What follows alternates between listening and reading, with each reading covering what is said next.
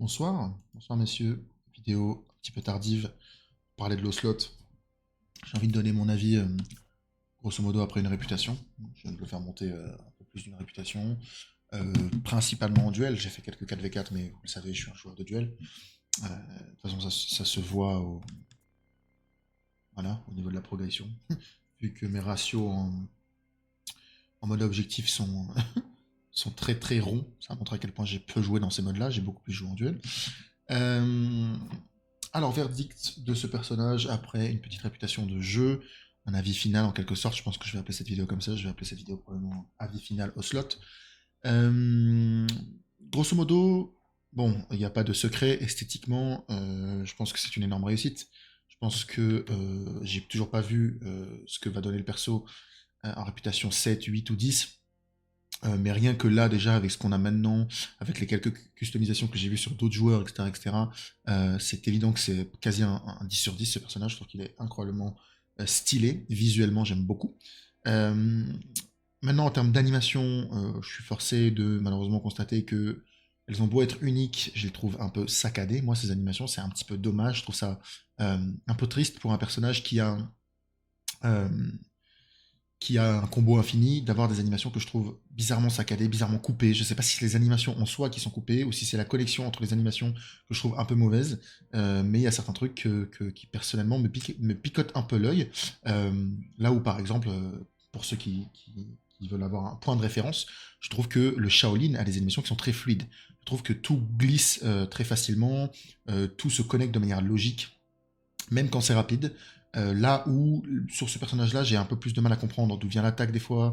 Moi-même, dès que je le joue, je trouve que l'animation elle est un peu bizarre. Les animations sont un peu bizarrement enchaînées à certains moments. Point spécial, hein, je vais faire une petite aparté spéciale sur une light attack en 400 ms où le personnage se retourne. C'est-à-dire que le personnage fait un flip, un tourbillon sur lui-même en quelque sorte. En gros, il se. C'est quoi le mot? J'ai oublié le mot. Le personnage se virevolte en quelque sorte. En gros, si vous faites lourde, puis lourde du côté droit, puis light du même côté, le personnage tourne sur lui-même pour mettre cette light-là. Et le problème, c'est que faire ça en 400 millisecondes, bah, c'est évidemment absolument pas naturel. Donc ça ne paraît pas naturel visuellement, puisque ben, le perso limite se téléporte instantanément en se retournant, en faisant sa petite virevolte, et c'est un petit peu dommage à ce niveau-là. Donc voilà, en termes d'animation, même si elles sont toutes uniques, je n'ai pas eu l'impression à un seul moment que je joue un autre personnage, parce que les animations avaient l'air tous bien de lui appartenir, même si potentiellement quelqu'un qui fouille va peut-être trouver des trucs, c'est possible. En attendant, à jouer, j'ai pas l'impression que ça donne ça. Je les ai trouvés un petit peu dommagement saccadés. Maintenant, donc ça c'était pour le point de vue subjectif, vous avez le droit d'être 100% pas d'accord avec ça, peu importe, euh, puisqu'il n'y a pas vraiment de bonne réponse. Maintenant, pour ce qui est du côté un peu plus objectif, donc on va parler performance du personnage. Alors évidemment, je dis un peu plus objectif, mais ça reste un avis, hein, vous avez le droit d'avoir le vôtre, il n'y a pas de souci. Je trouve le personnage globalement ok tiers, je dirais mi-tiers, peut-être un petit peu au-dessus du mi-tiers, à voir qu'est-ce que le potentiel du perso va donner lorsque maîtrisé parfaitement, parce que j'ai mis qu'une seule réputation dedans, ce qui est quand même assez peu, et j'ai pas vu beaucoup de joueurs le jouer de manière parfaite. Aussi pas eu trop l'occasion de le jouer à très haut niveau, parce que j'ai fait des grosses pauses For Honor ces temps-ci. En fait, c'est simple, en début de saison dernière, j'étais vraiment chaud. J'avais placé 2 comptes dans le top 30 GM, un truc du style. Euh, et je me sentais chaud, genre personnellement j'étais satisfait de ma façon de jouer. Forcément, après ces grosses pauses, parce que après le début de la saison dernière, j'ai dû faire des grosses pauses de jeu pour me consacrer un peu à mes études. Euh, et force est de constater qu'après ces grosses pauses, je reviens forcément pas dans la meilleure des formes. Je perds des combats que je ne devrais pas perdre, je rate des trucs que je ne devrais pas rater. C'est frustrant, mais j'ai l'habitude, donc il n'y a pas de souci à ce niveau-là. Donc j'ai pas eu l'occasion vraiment de jouer à un niveau incroyable contre des joueurs incroyables. Je suis quand même tombé contre des joueurs qui étaient bons. Je suis tombé contre un joueur compétitif, je suis tombé contre un GM qui était dans le top 10. Donc je suis quand même tombé sur des mecs qui étaient forts. Mais dans l'ensemble, j'ai pas joué à un niveau que je trouvais suffisamment pertinent pour me faire un avis en mode fini, en mode voilà, à haut niveau ce que vaut le perso. De toute façon, je trouve que c'est très difficile de se faire cet avis-là à même pas 2 semaines de la sortie du perso. Ça paraît assez évident. Maintenant, voilà, à chaud en tout cas, avec les fights que j'ai fait, etc., je trouve le perso mid-tier ok. Évidemment, son outil le plus puissant, c'est son bash. Sans le moindre doute, le bash feintable en combo, qui est son seul réel outil très effrayant. C'est celui qui fait le plus peur dans son kit. C'est celui auquel du tour tu vas, auquel, autour duquel pardon, tu vas rapidement te retrouver à gravité, du moins quand tu tombes contre des bons joueurs. Lorsque je tombais contre des joueurs plutôt moyens, c'était pas rare que j'arrivais à utiliser d'autres outils dans mon kit, comme des imbloquables dès la 400 ms, des zones avec de l'armure dessus, des feintes en neutral qui pouvaient passer de temps en temps, etc.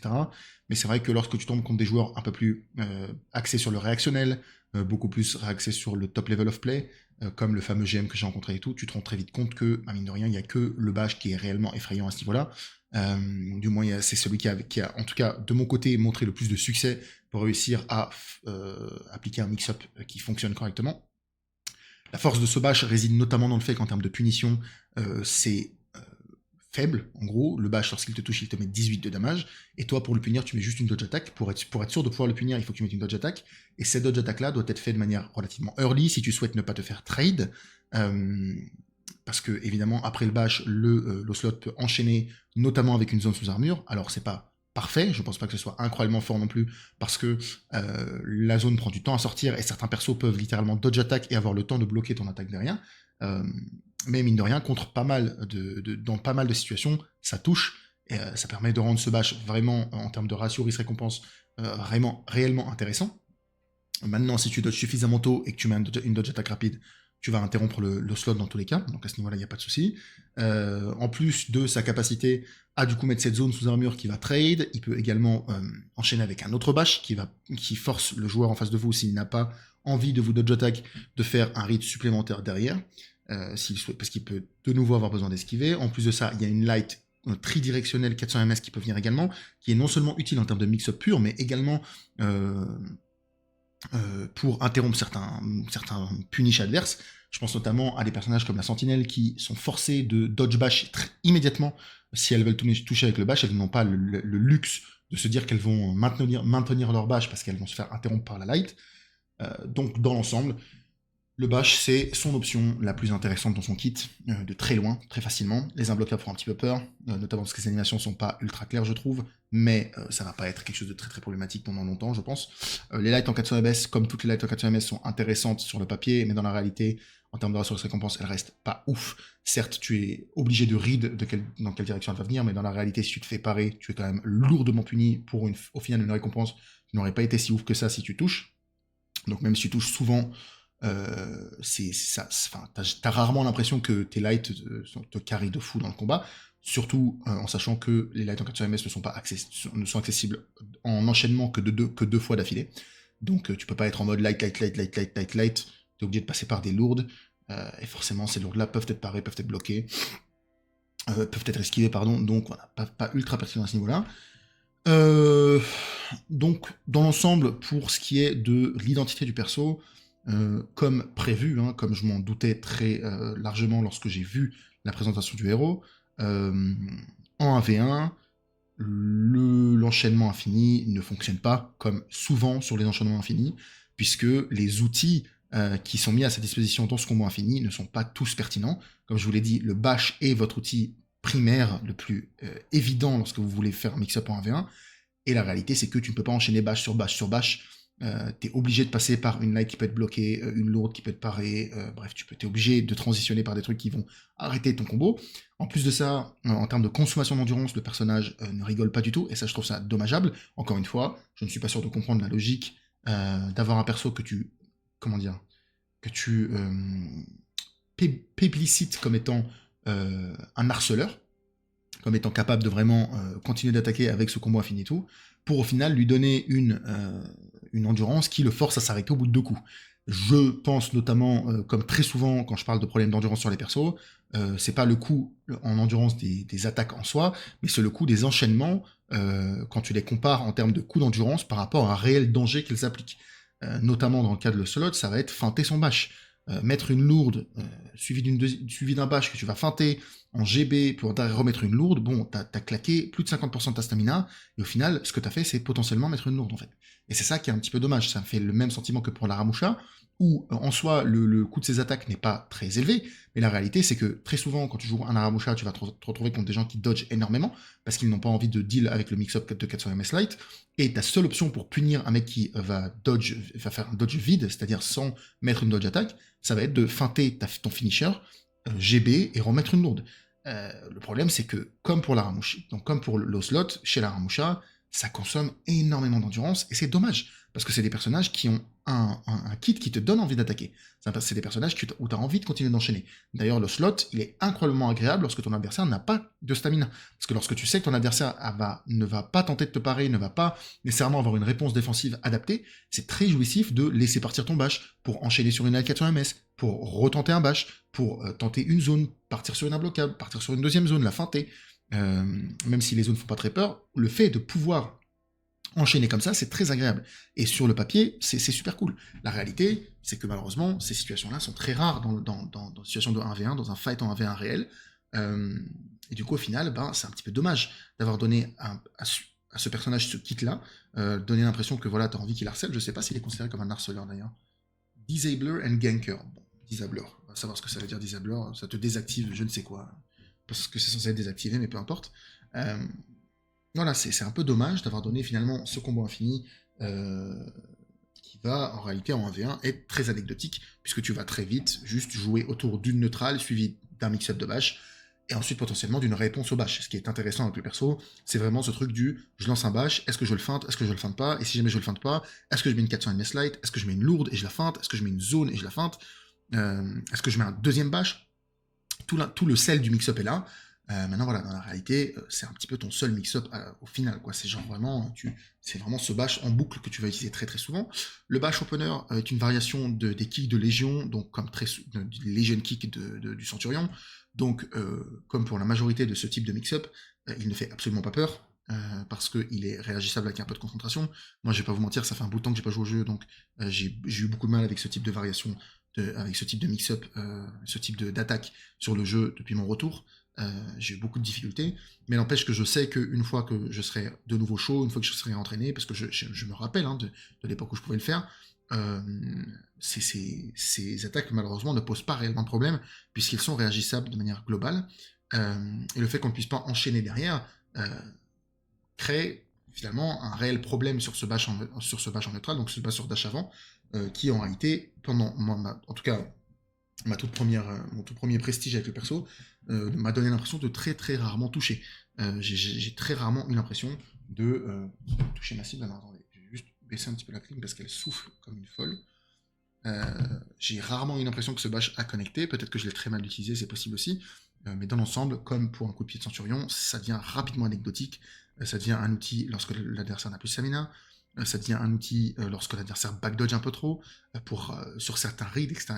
Mais dans l'ensemble, c'est pas ultra utile, notamment parce qu'en plus de ça, ce bash ne s'inscrit pas dans un mix-up quelconque, étant donné que la seule option qu'a l'Ocelot en dehors de ce bash sur un dash avant, c'est la top light. La top light qui, en tant que move en soi, est extrêmement bon. Je pense que le coup est surprenamment efficace. L'animation est subtile, elle est rapide, elle va loin, elle est pas bloquée, enfin elle n'est pas bloquée, enfin elle n'est pas interrompue, elle n'interrompt pas le combo de l'Ocelot sur un blocage. Donc je pense que ce coup est très très bon, mais force est de constater que lorsque tu vois un Ocelot dasher vers l'avant, non seulement tu peux réagir au bash, mais en plus de ça, si jamais tu réagis pas avec t'esquives, la seule option qu'il a, c'est dasher et mettre un GB, quoi. Parce qu'ici, il met le dash avant light, tu vas aussi esquiver la dash avant light. Donc un petit peu dommage à ce niveau-là. Voilà, donc ça c'était pour globalement ce que je pense du perso en 1v1. Esthétiquement, c'est incroyable. En termes d'animation, j'aime bien, mais c'est saccadé. Je trouve ça saccadé, c'est dommage. Et en termes de gameplay, je trouve que le kit est un peu simpliste. Il gravite très très largement autour de ce bash feintable, ce qui n'est pas une mauvaise chose en soi, mais ce qui reste un peu simple. Et évidemment, sans la moindre surprise, je ne l'ai même pas mentionné, mais ça me paraît évident, sa posture secrète, entre guillemets, est une énorme gimmick qui ne sert en réalité qu'à gank un adversaire, ce que je trouve franchement nul. Il y a très très peu de situations où c'est utilisable en 1v1, à tel point que tu n'as même pas envie d'essayer, tellement tu sais que ça va jamais passer. C'est donc une posture secrète à Nanobushi qui donne comme option ensuite que et uniquement que une top heavy non feintable, 800 ms vers le haut, sans armure, sans inesquivable, sans rien. Je trouve ça très mauvais. Voilà, je trouve ça particulièrement mauvais. En V1, ça ne sert absolument à rien. Vous n'avez jamais utilisé ça. Vous pouvez utiliser la posture secrète de temps à autre contre certains personnages très spécifiques pour esquiver des timings de bash doubles, notamment contre une sentinelle, contre une warmonger. Mais dans l'ensemble, c'est très très très inutile. Maintenant, pour ce qui est de mon expérience en 4v4 avec le perso, comme prévu également, comme c'était prévisible, hein, je m'en suis rendu compte dès lors que le perso a été présenté, j'en ai déjà parlé dans ma vidéo découverte de l'Ocelot. Pardon, pas découverte de l'Ocelot, réaction Warriors Den, bref. Euh, le perso en 4v4 a un énorme potentiel pour moi, a l'énorme potentiel d'être game breaking à un niveau compétitif. Je pense que dans les mains de joueurs très expérimentés qui mettent en place des synergies et des stratégies qui fonctionnent autour, notamment du fixe numéro 1 du perso, je pense qu'il y a moyen de rendre ce perso extrêmement viable en 4v4. Notamment parce qu'il a des setups de gank qui ne sont pas mauvais du tout, je pense, et j'ai vu quelques vidéos, et je ne pense pas me tromper à ce niveau-là, et que le feat numéro 1 permet vraiment de faire des trucs qui sont pas faisables du tout par d'autres persos, du backcapping, du peeling en teamfight, même après être mort, tu respawns instantanément, tu piles ton adversaire. Les joueurs qui sont très bons, et les joueurs qui sont compétitifs, qui ont des stratégies bien en tête en jouant ce personnage-là, vont évidemment en abuser, je pense que ça va être un ban en compétitif de manière assez évidente. Maintenant, pour un joueur casual de 4v4, je pense que le perso n'a absolument rien de spécial. Son feat numéro 4 est stupidement fort comme n'importe quel feat numéro 4, et son feat numéro 1 est en réalité très anecdotique. Moi-même, en le jouant, j'ai eu peu l'impression d'utiliser ce feat numéro 1, mine de rien. J'étais souvent exécuté. Alors évidemment, peut-être que je joue juste très mal, hein, je joue pas les teamfights et tout. Mais même les fois où j'ai pas été exécuté, j'ai pas eu l'impression que le feat me permettait de faire des trucs de fou furieux non plus. Il y a quelques fois, c'est rigolo, tu réapparais derrière un adversaire, il s'y attend pas, tu lui sautes dessus. Bon, la réalité, c'est que si tu veux attendre de devenir full life en utilisant ce feat-là, tu vas attendre au moins une bonne minute, ce qui en réalité est beaucoup plus, pour moi, détrimental à ta team, je sais même pas si ce mot existe en français, que si jamais tu pouvais respawn directement à ta base et courir, tout simplement. Pour continuer sur le 4v4, j'ai trouvé que les hitbox du personnage ne faisaient aucun sens. Ça, pour moi, c'est l'un des vrais défauts du perso. C'est-à-dire que jusqu'à là, je trouvais qu'il y avait des trucs qui étaient dommages, mais c'était pas non plus des défauts. Pour le coup, les hitbox du perso, je trouve que c'est des énormes défauts parce que j'ai l'impression qu'elles sont littéralement à l'envers. Je ne capte pas pourquoi est-ce que ce perso, des fois, j'ai l'impression de ne jamais toucher les cibles qui sont devant moi. Je te jure que des fois, je lock un adversaire qui est derrière quelqu'un qui est littéralement devant mon visage, devant ma tête. Je lance des imbloquables, je lance des zones, et j'ai l'impression de ne pas toucher. Genre vraiment, le mec en face de moi ne se fait toucher par rien. Les imbloquables, j'ai l'impression qu'elles sont des hitbox horizontales, euh, horizontales devant le perso, très très faibles. J'ai rarement l'impression de toucher avec. Pareil pour les lights c'est inexistant. Les hitbox, j'ai jamais eu l'impression de toucher quelqu'un avec une light. Quand tu compares à un perso aussi peu stat que le Medjay en termes de hitbox, c'est ridicule. Tu ne peux jamais. T'as l'impression que c'est très très dur de pile, je trouve, avec le perso. Euh, euh, Par contre, ce que je ne m'explique pas, c'est que malgré ces hitbox frontales que je trouve nul à chier, j'ai très souvent touché des murs à 90 degrés de mon perso, me faire toucher par des oslots ou toucher des adversaires qui étaient littéralement derrière moi. Ça, je ne me l'explique pas. Je trouve que les hitbox des coups est très bizarre devant toi, mais derrière toi, elle tape genre sans raison. Je ne capte pas ces hitbox-là. Vraiment, quand tu es dans un espace exigu, les attaques vers la gauche ou vers la droite, c'est à prohiber à 200% avec le perso. Les attaques lourdes, j'entends. Parce que vraiment, tu tapes tous les murs tout le temps, tu ne peux jamais swing ton attaque. Des fois, le mur est derrière toi, tu ne peux pas taper, c'est un truc de fou. Genre vraiment, le mur est derrière toi, tu lances une lourde et ton attaque se fait bloquer par le mur qui est derrière toi. Ça n'a pas de sens. Tu tapes des adversaires qui sont derrière toi. Je suis derrière un ocelot, il essaie de cibler quelqu'un qui est devant lui, je me prends un coup de tatane sur le retour de son attaque lourde. Vraiment, genre 90, 100, 120 degrés sur son côté, je ne comprends pas, alors que quand je suis devant lui, rien ne me touche, je ne capte pas les hitbox du perso, pour le coup, je trouve qu'elles ont été... En fait, c'est paradoxal, parce que je trouve qu'elles suivent très bien l'animation de l'arme, mais je trouve qu'en termes de gameplay, ça n'a aucun sens. Parce que quand je me fais toucher par les attaques de l'Ocelot, je me rends compte que en fait, l'arme, effectivement, elle est arrivée jusqu'à dans son dos, donc c'est normal qu'elle touche dans son dos. Mais en termes de gameplay, je ne comprends pas pourquoi est-ce que l'arme touche plus facilement dans le dos qu'elle tape que devant lui, en fait. Voilà, donc peut-être que je dis n'importe quoi, peut-être que en réalité, il y a des gens qui vont mesurer et qui vont faire des tests et qui vont se rendre compte que les hitbox fonctionnent très bien sur le perso, et que c'est juste moi qui suis bigleux, mais en tout cas, des quelques fights que j'ai fait en 4v4, et même en 1v1, des fois, hein, t'es proche d'un mur et tu tapes un mur, j'ai beaucoup eu cette impression où vraiment, je ne touche pas les gens qui sont devant moi, et je bloque random contre des trucs derrière moi, c'est très bizarre. Voilà, ce sera tout pour mon avis, mon avis final, entre guillemets, sur l'Ocelot. J'ai mis une réputation dedans. Je pense que je vais continuer de le monter, parce qu'il est un petit peu fun quand même, et que j'ai envie de voir ce qu'il va donner au Prestige 7. Donc si bon, ça va prendre du temps, mais vous avez compris. Donc, grosso modo, si je devais noter le perso sur 10, je dirais que c'est un bon 6,5, 7 sur 10. C'est-à-dire que c'est un perso qui a du potentiel, c'est un perso qui, esthétiquement, enfin, il est beaucoup carry par son esthétique, il est beaucoup carry par ce qu'il représente. Maintenant, voilà, en termes de gameplay, je pense que le perso est un peu simple. En 4v4, il remplit un rôle que moi, personnellement, je n'aime pas. J'aime bien jouer des teamfighters en 4v4, donc des persos avec des grosses AOE, des grosses imbloquables. Lui, on est plutôt sur un type, je pense, ganker. Je pense pas qu'il va être beaucoup joué pour jouer des teamfights. Euh, donc on va être sur un truc du type Centurion, un truc du type Shaman. Et moi, ce n'est pas les personnages que j'apprécie jouer en 4v4 parce que je trouve que leur rôle est particulièrement impossible à utiliser proprement dans des games avec des pick-up. C'est-à-dire que quand tu joues avec une équipe et que tu set up tes ganks avec des persos gankers, le perso, forcément, ça marche très bien.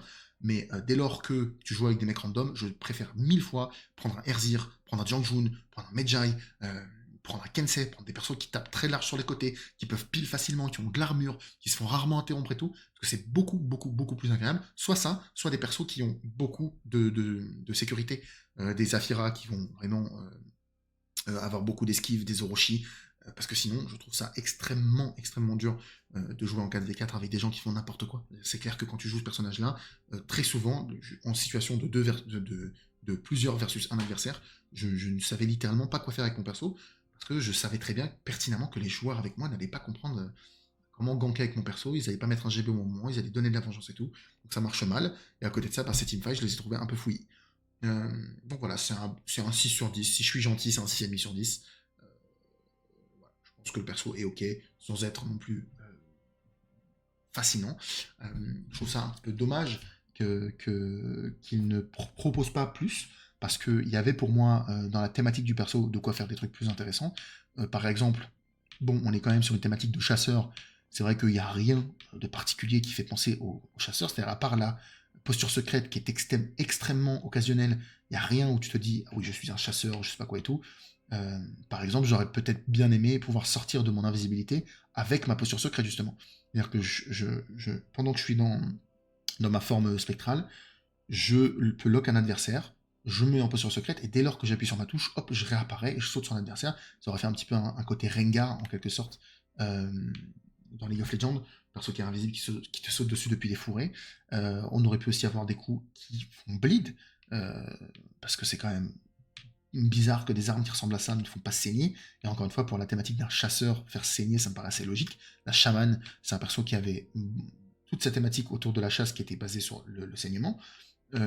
J'aurais aimé que sa posture secrète soit peut-être moins occasionnelle et elle soit utilisable dans beaucoup plus de situations, peut-être en cancel de recovery dans certaines situations, avec d'autres options dans son kit, comme un bash, comme un empalement, peut-être de l'armure, peut-être pouvoir enchaîner avec une zone sous armure, etc., etc. Bref, il y avait des idées pour moi, on aurait pu faire un peu plus avec le kit du perso, que je trouve au final relativement simple.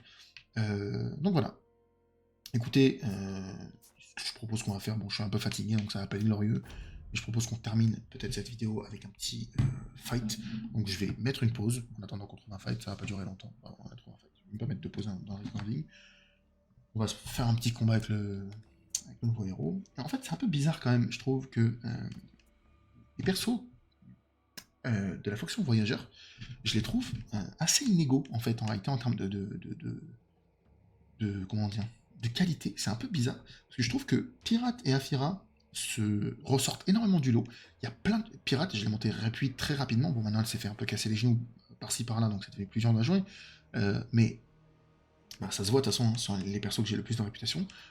Je trouve vraiment que ces deux personnages-là ont, en termes de kit, reçu quelque chose qui était quand même vachement complet et complexe. La pirate ultra fluide, elle peut faire plein de trucs. Après plein d'options, elle peut avoir accès à plein d'autres options, dodge cancel et tout, là, et plein de trucs dans son kit. Et je trouvais ça ultra jouissif. Afira, pareil, plein de badges différents, plein d'options différentes en fonction de la lourde de quel côté tu la mets et tout. Et c'est vrai que là, du côté masculin de la force, on s'est retrouvé avec un Medjay et un Ocelot qui, pour moi, avait toujours le cul entre deux chaises, notamment euh, sur le fait qu'ils ne savaient pas trop quoi faire, j'ai l'impression, les développeurs, pour le perso en 1v1 et qu'ils ont beaucoup plus pensé en 4v4. Je trouve ça un peu dommage. Voilà, je trouve ça un peu dommage qu'il y ait cette espèce de dichotomie bizarre entre Afira et Pirate que je trouve incroyable en termes de kit et euh, Medjay et Ocelot que je trouve beaucoup plus simpliste en fait. Le Medjay qui littéralement en 1v1 n'a rien dans son kit. Alors bon, c'est pas au niveau de l'Ocelot mais quand même quoi. Bon, allons-y. On va voir ce qu'on peut faire contre Apparition Cow. Je vais remettre un GB. Je vais lourd là-dessus. Ok. Je vais lourd là-dessus. Okay, donc ça fait partie de ces joueurs-là qui ne respectent pas le... Je l'ai pas fait cette fois-ci. Qui ne respectent pas le frame advantage. Ok, il a bloqué. Là, il va remettre une light. Moi, je vais mettre un GB. Oh. Il n'a pas laissé partir. Grossière erreur. Ah, je voulais mettre une lourde, je pensais qu'il avait plus de stamina.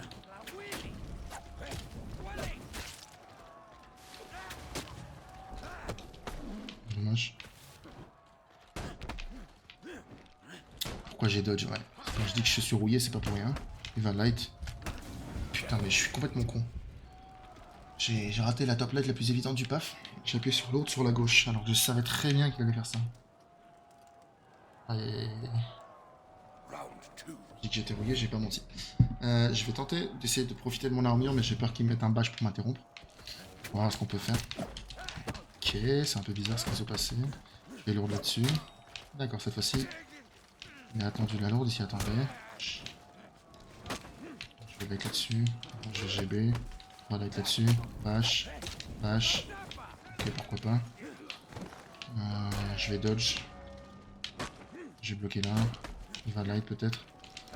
Ouais, il va light un peu tardivement, il est fort. Mais je sais partir l'imbloquable. Je fais GB. Je vais light instant. Je vais feinter le bash, GB. Re-GB. Boum. J'aime bien. Je vais dodge là-dessus, mettre le bash. Remettre le bash. Ok. Pour l'instant, je fais beaucoup bash into bash, mais je vais essayer de changer un petit peu après.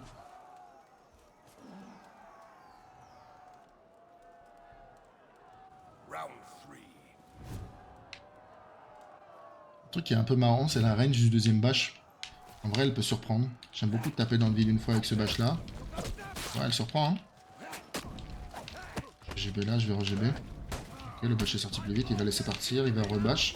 Je vais bash encore là-dessus. Il va peut-être top light. Non. Il va laisser partir aussi, mais c'est pas grave. Ah. Ok, on va se calmer. Non, ma stamina ne remonte pas, ce qui est un peu bizarre. Ça, c'était assez obvious vu qu'il arrêtait pas de le faire. Je vais feinter ça, mettre un GB. Ok. Pas bien nul, cochon. Hein.